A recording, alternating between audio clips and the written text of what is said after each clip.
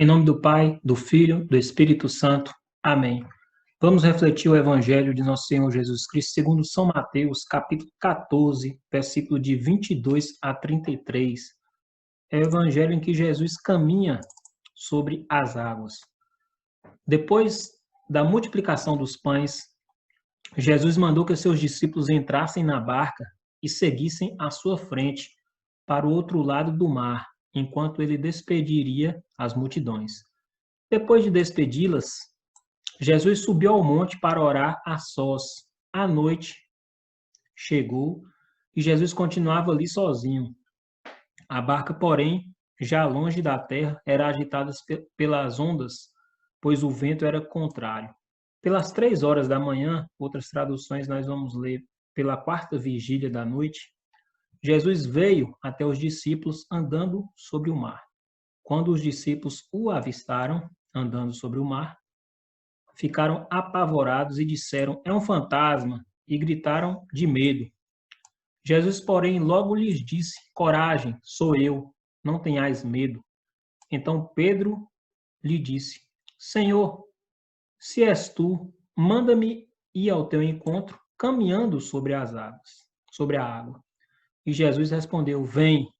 Pedro desceu da barca e começou a andar sobre a água em direção a Jesus.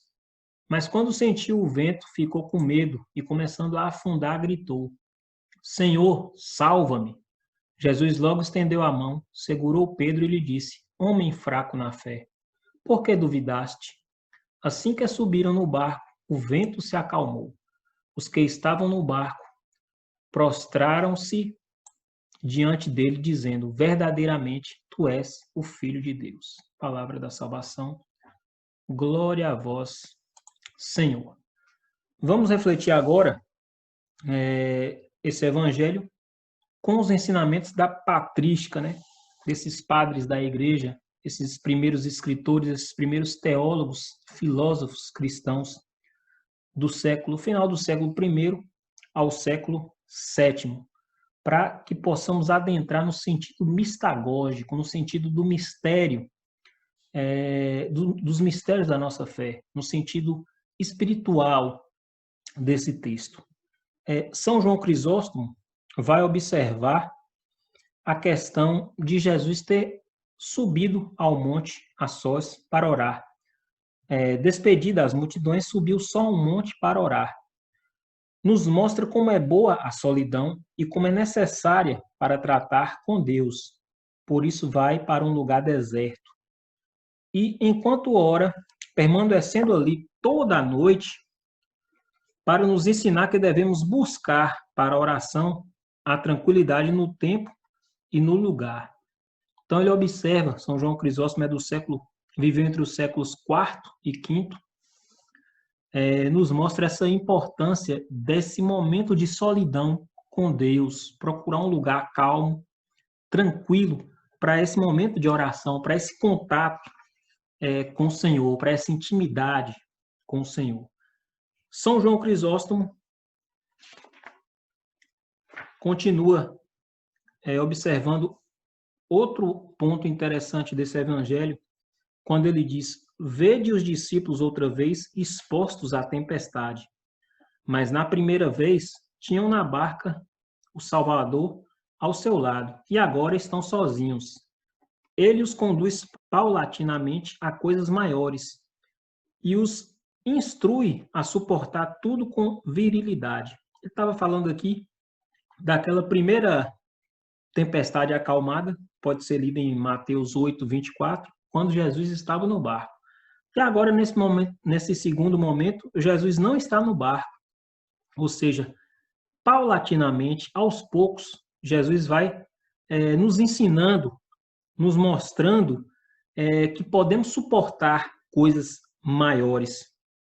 Ele continua dizendo o seguinte: "Antes repreendeu o mar e agora demonstra ainda mais seu poder, andando sobre ele, mandando também outro andar e salvando-o do perigo.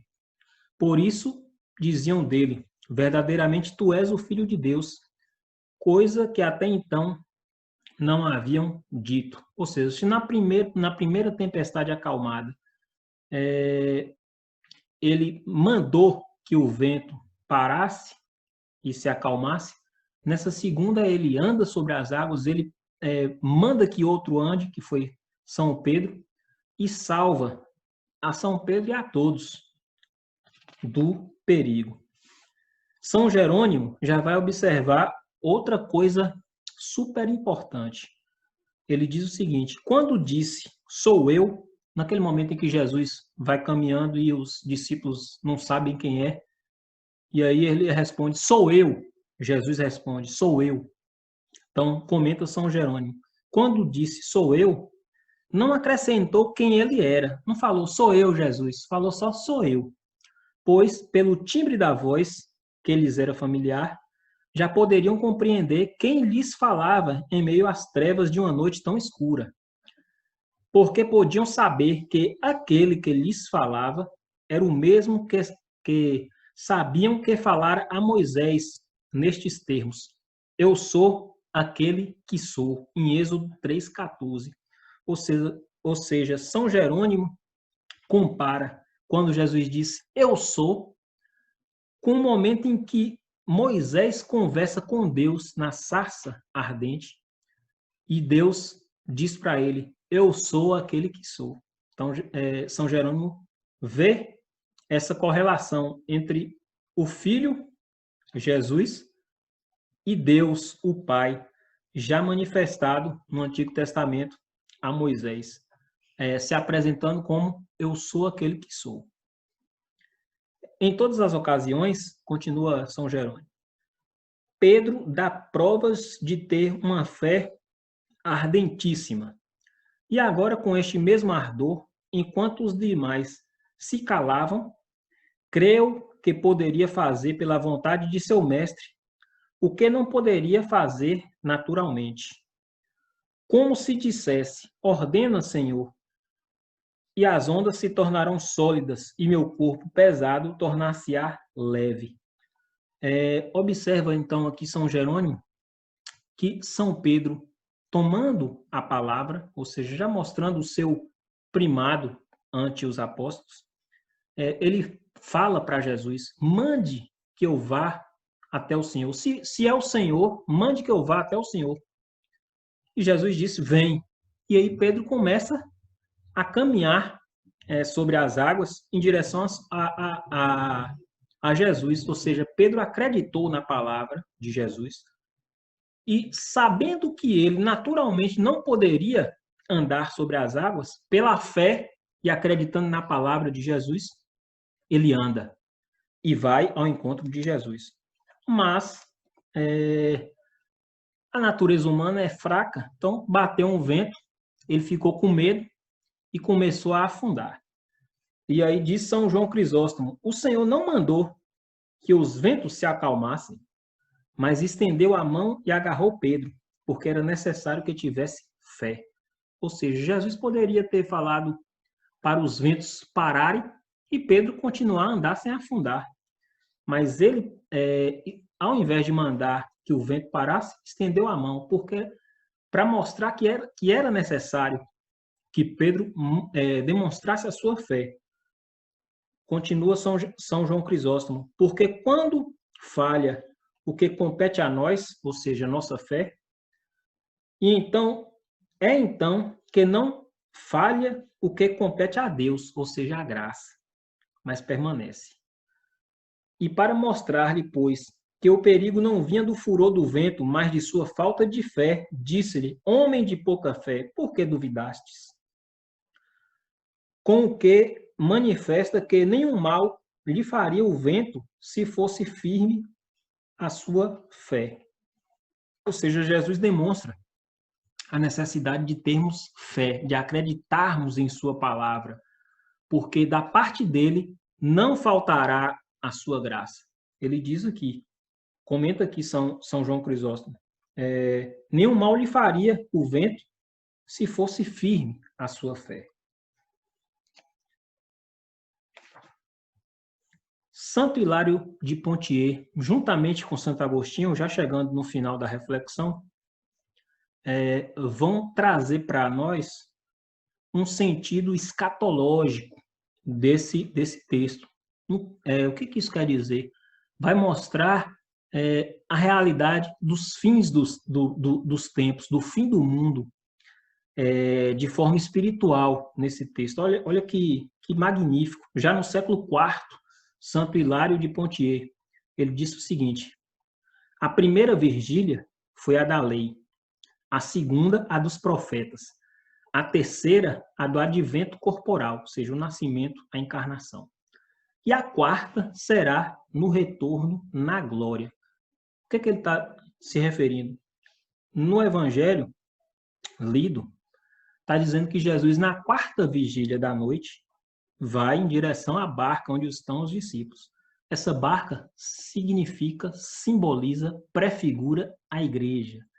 E essa quarta vigília da noite significa, segundo o Hilário de Poitiers, esse retorno glorioso de Jesus para se encontrar com a sua igreja. Continua Santo Agostinho. Na quarta vigília da noite, isso é, quase ao terminar a noite, o Senhor virá no fim dos tempos, terminada a noite da iniquidade, para julgar os vivos e os mortos. Mas já veio de maneira maravilhosa, porque as ondas se levantaram e ele as calcou com os pés, ou seja, caminhou sobre as águas. E por mais que se levantem as potestades do mundo, sua cabeça será esmagada pela nossa cabeça. Ou seja, por mais que o mal tente contra a igreja, contra os apóstolos, contra aqueles que estão unidos a Cristo, a cabeça do mal será esmagada pela nossa cabeça, que é Cristo. E finaliza Santo Agostinho dizendo: aqui se indica também que sua glória será então manifesta, sendo que já é vista em figura por aqueles que agora caminham pela fé. Então nós temos que estar dentro dessa barca, que é a igreja, ter os olhos fixos em Jesus e caminhar em direção a Ele. Se os ventos, as dificuldades do mundo tentar nos derrubar, fixos em Jesus, nós devemos pedir: Senhor, salva-nos. E Ele não nos abandona, Ele nos estenderá a sua mão e nos salvará. Então, esse é o ensinamento que tiramos dessa reflexão, juntamente com o que os santos padres nos ensinam. Se você gostou desse nosso vídeo, deixe o seu like, compartilhe com mais pessoas para que possam refletir esse evangelho juntamente com os santos padres da igreja, e nos vemos na próxima reflexão, se Deus assim nos permitir. Em nome do Pai, do Filho, do Espírito Santo. Amém.